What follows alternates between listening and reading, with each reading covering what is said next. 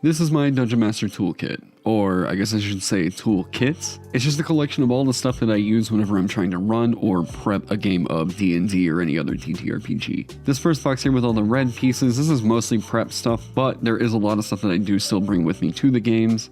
I have these blank playing cards right here because I like to write some information down and hand it to the players actually on a playing card. They just feel a lot more like a piece of the game whenever you've got it on a playing card like this. And I'll show you here in a little bit, but I actually take some of these playing cards to act as a backer and wrap them in one of these sleeve protectors here whenever I'm trying to give them something that they should probably hang on to for a little while. Some spare dice here, and this is a magic item receipt pad that I got from Arcane Goods. I'll have the link to all this stuff down in the description below. This gives me a receipt to give the players, and it carbon copies one for me to keep as the DM to prep for later on.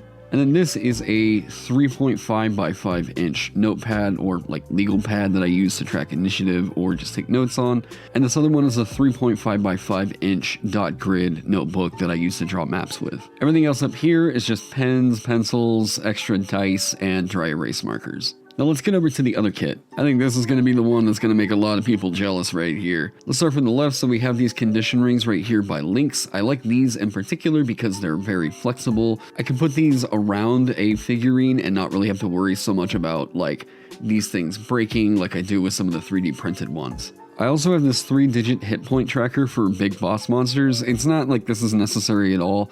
It's just something I thought was really fun, and whenever I've got it out there, it just makes me feel like, I don't know, I've got all these bizarre tools back behind my DM screen. In the top left compartment, I have a deck of playing cards. These cohorts are actually some fun ones I like to pull tricks on my players with. Players that haven't actually seen me use these in the past may not actually know that this is a marked deck, so I'm able to use this deck to pull off some tricks on my players. You can see how these are marked with the letter and the number that's over here by this bird. I know that this is going to be a 9 of spades. This one right here is going to be a 7 of hearts. And this one looks like a 6 of clubs. It's a lot more impressive whenever we actually do that in person rather than me recording this after shooting it. I also use a deck of cards as a high variance dice where all of the black suit cards, if they are one of the face cards, then they are going to represent ones and the black aces as well. And then if it's a red ace or any of the face cards, those are going to represent a 20.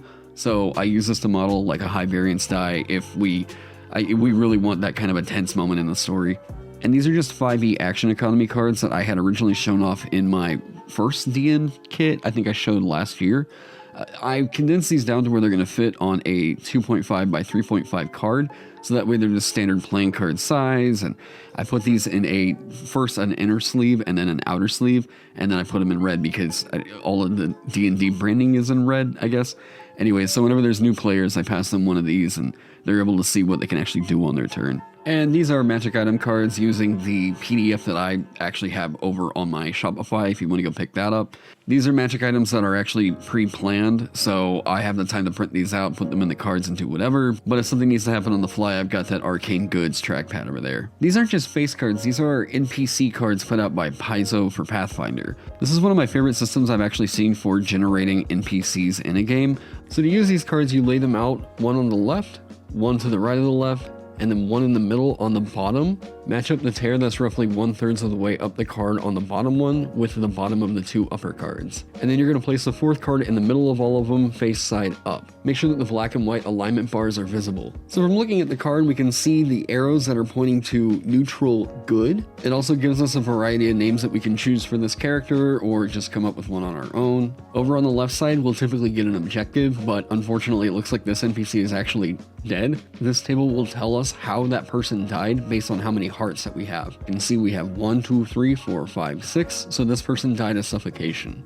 It also tells us down below that this person had several friends and family that were in town. Now we also count how many scrolls that we have, and since we only have 1, it means that this person was a local resident. And over on the right side, there is a server working here in town at a bar or restaurant. This NPC is frequently overworked and underpaid, and they worked at a secret bar or restaurant since we only have 1 scroll. I really like this system. The tarot kind of feel for the layout is really fun. It's a little bit clunky, but so far this has been my favorite way to generate completely random NPCs. Next up, we have these quest decks that I'm sure you've seen advertised everywhere on social media.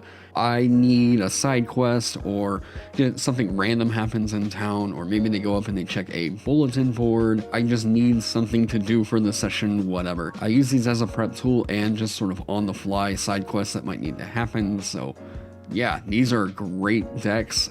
There's several of them that are available out there. I personally have the Grim one, I think the Notice board, and I have the Royalty deck.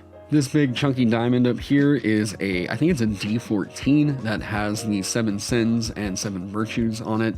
If I'm trying to come up with a character real quick, I like to roll this at least getting one different result on either side of the die. I like to get 1 sin, 1 virtue, to help flesh out the character's personality a little bit more. These inspiration tokens, again from Arcane Goods. These are dense, weighty, nice, brass-looking coins.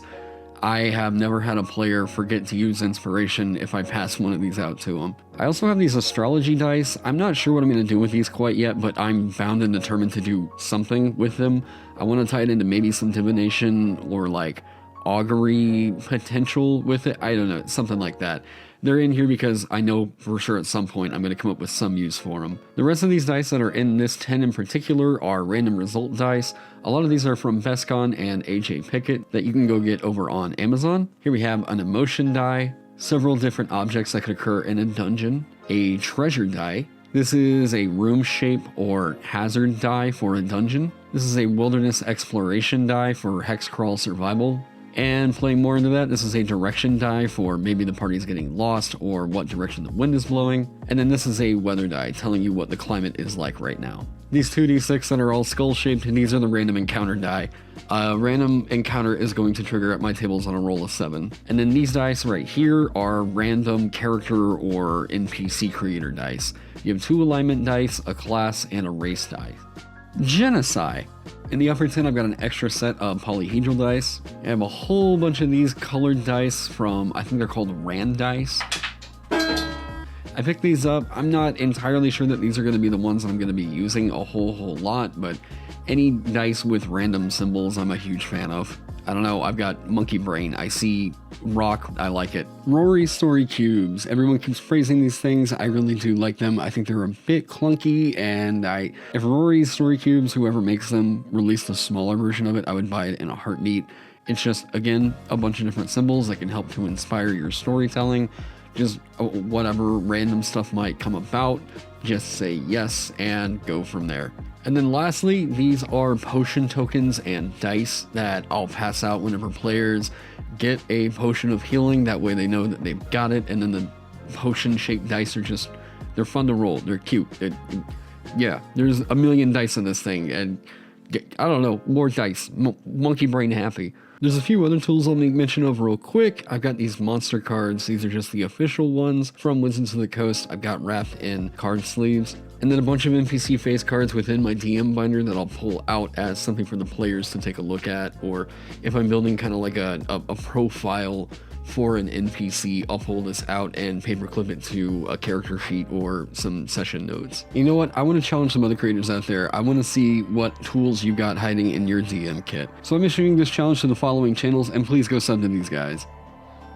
Geek Pantheon, As for the Bard, Dungeoneers Pack, The Hype Goblin, Wally DM, D&D Shorts, Sensei Suplex, Luna Lovafen, Treant Monk, Dungeon Dad, Fry Minis, Map Crow, and Steely Sam. Show me what your favorite part of your DM kit is. I don't know, YouTube short, something like that. Anyways, thank you all so much for being here. I hope you all are staying safe, staying healthy, and I can't wait to see you in the next one.